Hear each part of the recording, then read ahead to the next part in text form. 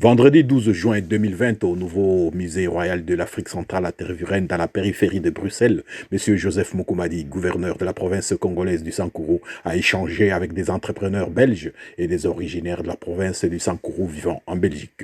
Cette rencontre s'inscrit dans un vaste projet du CCAEB, Conseil des communautés africaines en Belgique et en Europe, et qui consiste à relancer une autre manière de développer l'agriculture en RD Congo. Quelles délégations étaient présentes? Quelles sont les problématiques abordées lors de cette rencontre? Suivez cela dans ce reportage de l'info en ligne des Congolais de Belgique. Mais je vous dis d'abord une fois merci. Merci de tout cœur de cette occasion. Je remercie son Excellence, Monsieur le Gouverneur, qui est là, de se déplacer de Paris jusqu'ici pour cette occasion. En tout cas, sincèrement merci, et je vois également aussi que c'est l'amour du Sankourou qui nous unit aujourd'hui. Et je tourne également aussi mes regards vers les amis belges, Simon, avec l'équipe, que je vais dire également aussi. Je suis ravi aussi que vous ayez pu prendre la parole suite à l'introduction de mon ami et frère Floribert de l'arrivée du gouverneur. Et pour moi, il est important aujourd'hui d'être à la disposition de Georges, par Georges à la disposition de Floribert, au nom de mon amie et partenaire Madame Raymonde Bessard, pour en effet définir, selon ce que nous allons apprendre de vous, Excellence, ce que nous allons comprendre des opportunités et priorités de la province au cœur de la République démocratique du Congo, des besoins tels que vous souhaitez les définir au profit du futur de votre province. Et dans ce contexte de compréhension de l'importance de la République démocratique du Congo et du rôle majeur que chacune de ces maintenant 26 provinces joue pour le futur du pays, nous avons en effet, aidés par Madame Bessard, décidé de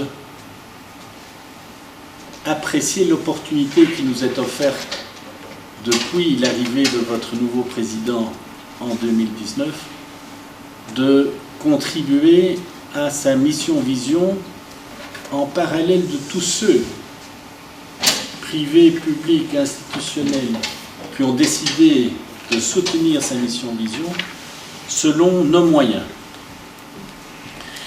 Et nos moyens, en toute transparence, Excellence, c'est avant tout des moyens d'hommes et de femmes. Le Sankourou est l'une des plus belles provinces de la République démocratique du Congo, pour pas dire la plus belle. Pourquoi? Parce que les opportunités qui se présentent aujourd'hui sont exceptionnelles.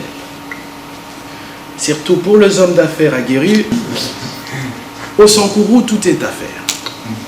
C'est pour ça que j'ai dit, les opportunités sont de plus importantes. Car quand vous atterrissez et que vous avez une table vide telle qu'elle est là, vous posez un chapeau, c'est palpable et c'est visible. C'est ce qui se passe au Congo.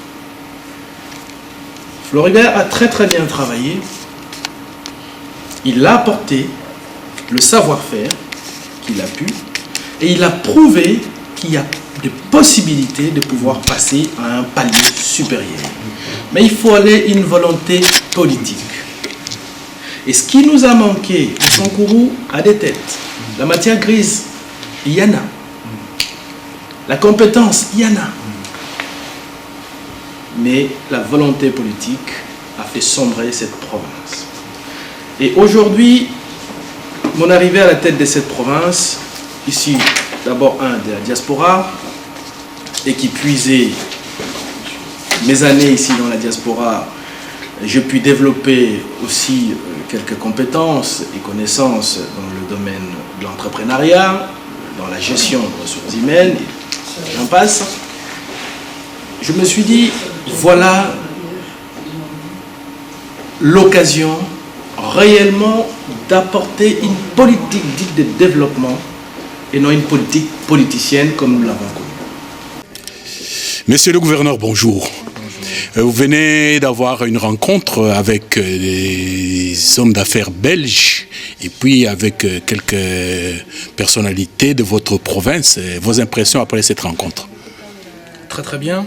Je pense que l'objectif étant d'exposer la province du Sankourou et la remettre sur orbite. Et dans notre démarche de remettre la province sur orbite, je profitais du confinement qui m'aurait trouvé ici à Nairobi pour des raisons de santé, joindre l'utile à l'agréable, profiter de la même occasion pour présenter ma province aux hommes d'affaires belges, ainsi qu'à la communauté Tétéla, une fraction de la communauté Tétéla existant ici en Belgique. Dans les échanges, je pense que c'était enrichissant, c'est très très bien, et c'est des rencontres qui vaut réellement de se multiplier afin que le Sankourou soit quand même sorti et puisse sortir de l'obscurité tant décriée. Et pour vous résumer par rapport à tout ce que vous avez dit, 2020, 2023, à la fin de votre mandat, qu'est-ce que vous espérez procurer à la population du Sankourou? J'espère qu'à la fin de mon mandat, pouvoir apporter beaucoup de choses et remettre beaucoup de choses, car je pense que dans un mandat, il est impossible de pouvoir réaliser tous les défis aujourd'hui qui nous guettent au Sankourou, mais nous pourrons quand même laisser quelque chose sur le rail, afin que la génération qui va précéder ou ceux qui vont nous succéder puissent retrouver quand même un train qui est sur le rail et pouvoir suivre le développement que nous avons tant prôné et que nous prônons suite à la vision du chef de l'État et ma vision personnelle dans l'échelle de ma province. Une dernière question. La majorité de la population congolaise est constituée de jeunes. Sûrement, c'est la même chose dans votre province. Aux jeunes de votre province, qu'est-ce que vous pouvez promettre? Aux jeunes de ma province, je leur ai toujours promis l'espoir. L'espoir pourquoi? Parce que nous nous battons pour pouvoir créer demain de l'emploi. Nous nous battons pour pouvoir leur mettre au cœur réellement du développement de la province, car ce sont eux les vrais acteurs du développement de la province. Et ces jeunes-là ont droit de rêver et qu'ils le continuent à rêver, car leur rêve deviendra réalité incessamment sous peu. Merci. Je vous remercie, monsieur le gouverneur. Merci. Okay.